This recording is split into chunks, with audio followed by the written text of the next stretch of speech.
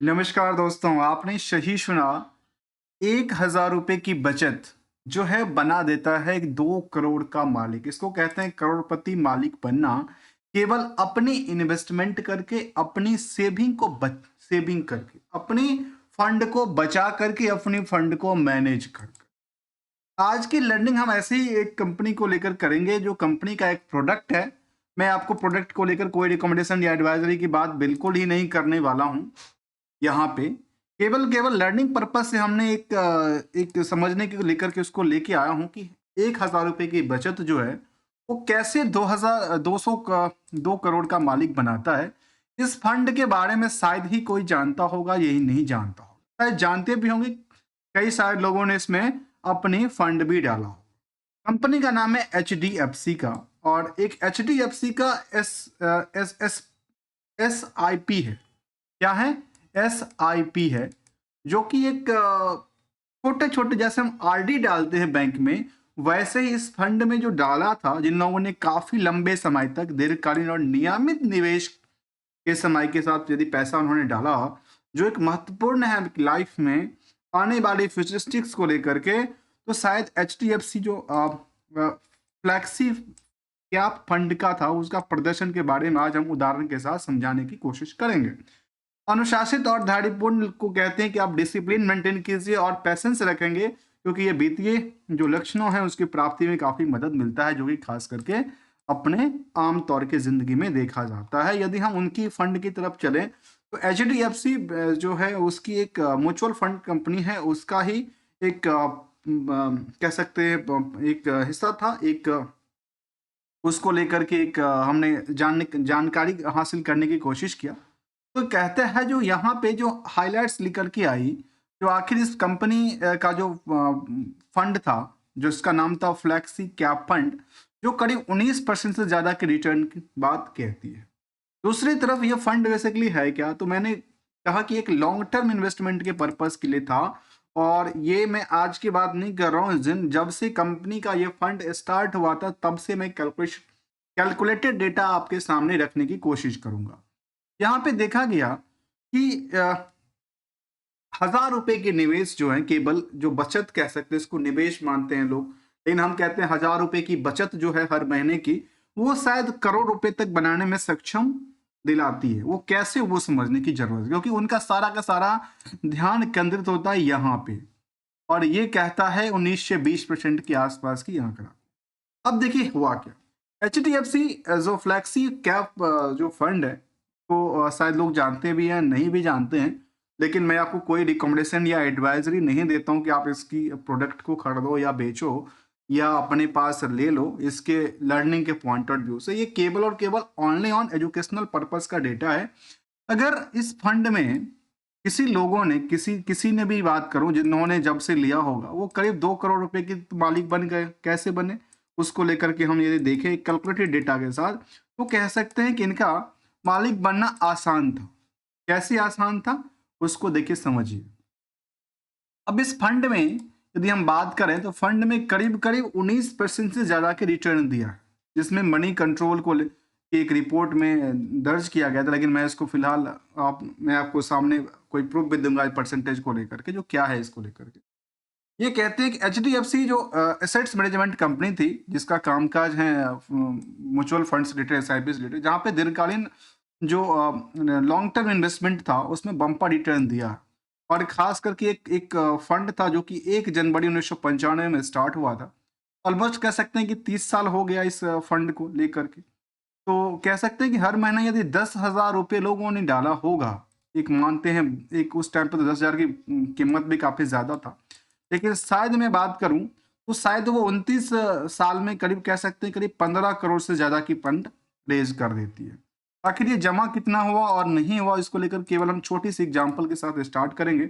और वो कहता है कि यहाँ पे यदि आप देखा जाए, तो कहते हैं जो नियमित, जो खासकर रेगुलर, जिसको हम फंड कहते हैं, रेगुलर बचत फंड कहते हैं, वो म्यूचुअल फंड में डालने से क्या हुआ कि निवेशकों के उतार, बाजार में निवेशकों को अलग उतार चढ़ाव चलती रहती है, उसमें अप डाउन का कई बार हम देखते हैं कि बड़ी लंबी चौड़ी जंप भी होगा, कई बार देखते हैं कि उसमें गिरावट भी दर्ज कर लेती है। तो चलिए, छोटे उसको छोड़ते हुए थोड़ा सा एज ऑन टाइम के डेटाबेस को जरा समझने की कोशिश करें।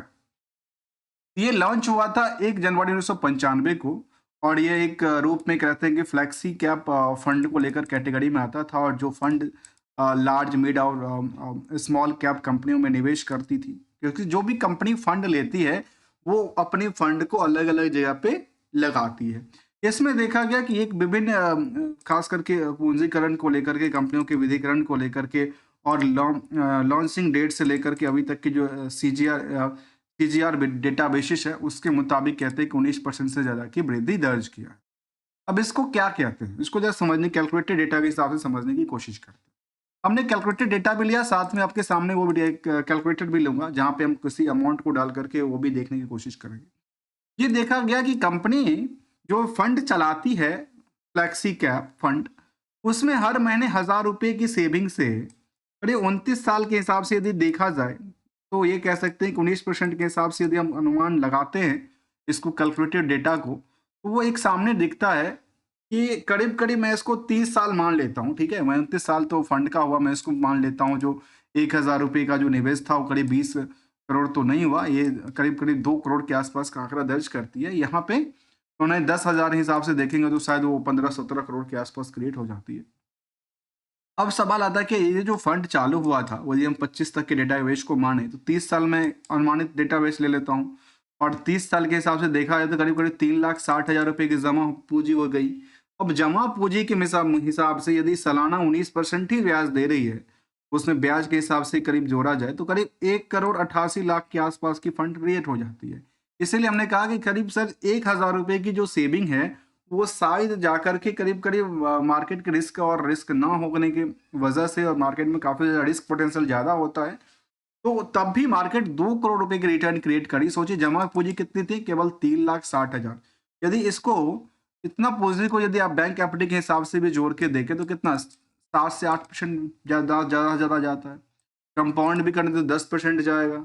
उसके हिसाब से देखें तो कहाँ डबल के आसपास की बात कहती है।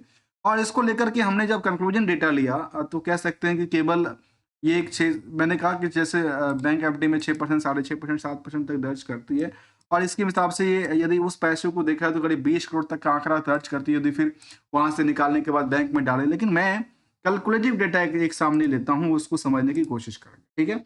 वो क्या डेटा है वो जरा हम अपनी डिस्प्ले पेज पे चलते हैं, और देखिए मैंने कैलकुलेटर खोला हुआ है। ये बेसिकली ग्रो की कैलकुलेटर है, मेरा कोई कैलकुलेटर नहीं है जहाँ पे हम आपको कुछ, अब यहाँ पे देखिए क्या हुआ। मैं एसआईपी की बात करूँ, यदि 1,000 रुपये के हिसाब से पर महीने मैंने 1,000 रुपये के हिसाब से डाला, और नियरली करीब 19 से 20% के आसपास यदि टर्न एंड रिटर्न क्रिएट कर रही है, मैं इसको मैं ओवरऑल कर देता हूँ 20% के आसपास, ठीक है। 20% के हिसाब से यदि हम किसी फंड को यदि 30 साल या 20 साल चलाया था, मैं इसको ओवरऑल 20 साल ही लेता हूँ, क्योंकि 20 साल बहुत लंबा पीरियड होता है। क्योंकि बच्चे की यदि मैं देखूँ फ्यूचरिस्ट, तो 20 साल में बच्चे बड़े हो जाते हैं, और वो 21 साल में उनको वोटर आईडी भी मिल जाओ, शादी करने की राइट भी मिल जाती है, 18 साल में तो वोटर आईडी मिल जाती है। चलिए कोई नहीं। अब यहाँ पे देखा जाए तो कह सकते हैं कि जो यदि 1,000 रुपये की जो सेविंग है पर महीने की, उसके हिसाब से टोटल जमा कितना हो जाता है, करीब करीब 20 सालों में 3,40,000 के आसपास, 2,40,000 के आसपास।